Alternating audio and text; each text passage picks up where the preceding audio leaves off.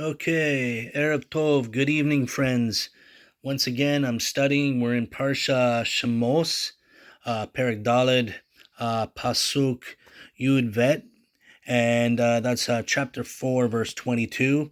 We come to a very well-known verse in Exodus where it says, Ve'amarta el paro amar Hashem b'nei b'chorei Yisrael. My firstborn son is Israel. Okay, it's a very popular verse. So the Torah says Israel is the firstborn. Now a lot of Christians, they like to quote about Mashiac being firstborn. They quote in Colossians chapter 1 verse 15. It says, who is the image of the invisible God, the firstborn of every creature. Okay, so a lot of them I've seen, many Christians will be on social media or use an argument towards the rabbis or the Jewish people saying, see, Messiah is the firstborn. Okay, well, you can quote Colossians all day long. The rabbi is probably going to laugh and just say, no, he's going to quote the Torah because the Torah is the foundation. The Torah is the root. He's going to say, no, the firstborn, the Torah says, in Exodus chapter 4, verse 22, Israel is the firstborn. So what do we do? What do we do about that? Well, this is one reason why we should study the sages, because the sages can explain a little bit more. And you see, if we go to Rashi here, Rashi comments on the firstborn. And he says here, the Holy One, blessed is he, affixed his seal on, thus certifying the validity of the sale of the birthright of the firstborn that Jacob purchased from Esau. So now Rashi is explaining that Jacob is actually called the firstborn, even though Esau was literally the firstborn. So what he's saying? Well, in the footnotes, he even says more. And he says, we got to understand it this way. He even quotes Tehillim, Psalms 89, verse 28, firstborn, there cannot be taken in the literal sense, as one already born cannot be made into a firstborn. If he was not one at birth, the word must be understood in the sense of an important person. An important person. Rashi also interprets the firstborn in this sense in his commentary to the verse in Psalms. So if we go to actually Tehillim 89:28, let's see what it says there. It says, I will appoint him firstborn, highest of the kings of the earth. And Rashi says, who is this? This is Mashiach.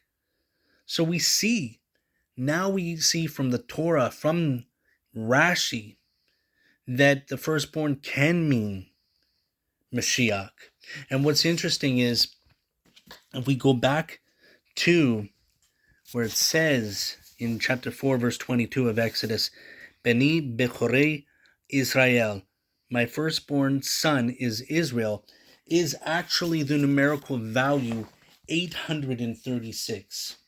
What's special about 836? Well, if we go to Bereshit, chapter 25, verse 24, it says, Vayetzi harishon admoni. It's talking about Esau when her term to bear grew full. Then behold, there were twins in the womb. And so verse 25, where it says, Vayetzi harishon admoni, verse 25, it says, the first one emerged red. This is talking about Esau. The first one emerged red. And the gematria of Vayetzi harishon admoni is 836, the same as my firstborn son is Israel. Now we see that Esau is considered the firstborn here. And what's interesting is he emerged red. And red and Esau, who is Esau? Well, the sages say he is actually Rome. Red is associated with Rome, Christianity. Even David Amelech, the sages say, he had red hair. and he looked like Aesop, only he had beautiful eyes. And see, this is a hint to Mashiach.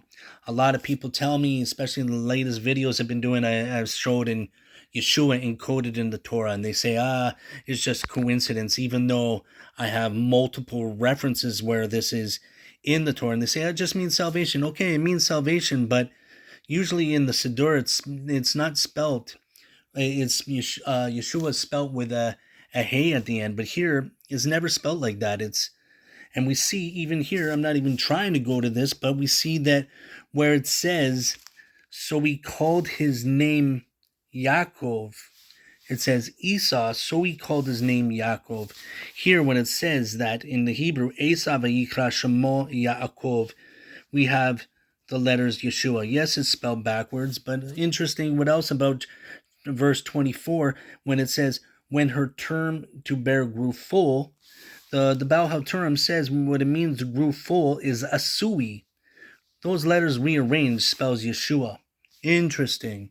Again, and a lot of these anti-missionaries want to play stupid and say, Yeshua can't be Mashiach. Well, you're just playing stupid, and I don't care if I sound ignorant or blast at you, because it's time to just be honest.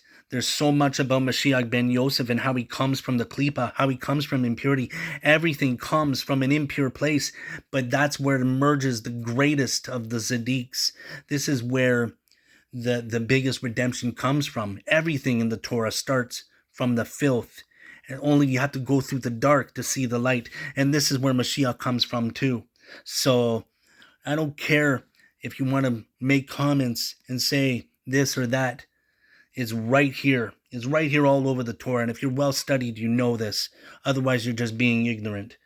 Sorry, getting a little passionate here. But yeah, we see this, and we see that this is how we show that Mashiach is the firstborn.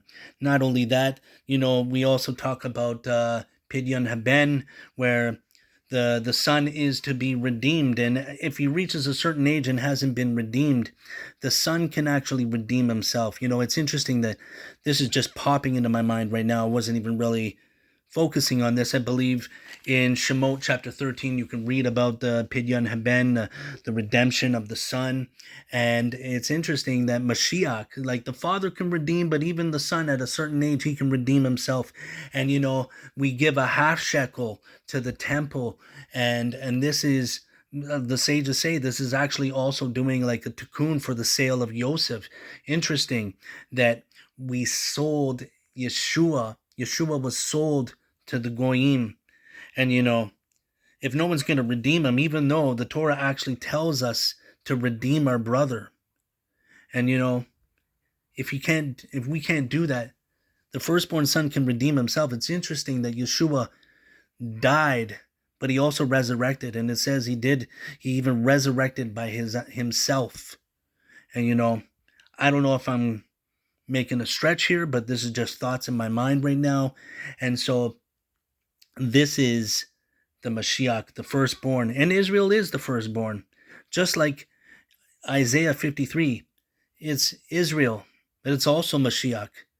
And there's plenty of sources from the sages that say it's Mashiach as well. In the Zohar, in Sanhedrin 98, there's multiple places.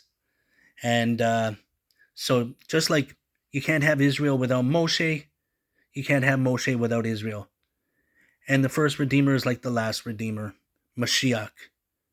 And so I pray that we can all wake up and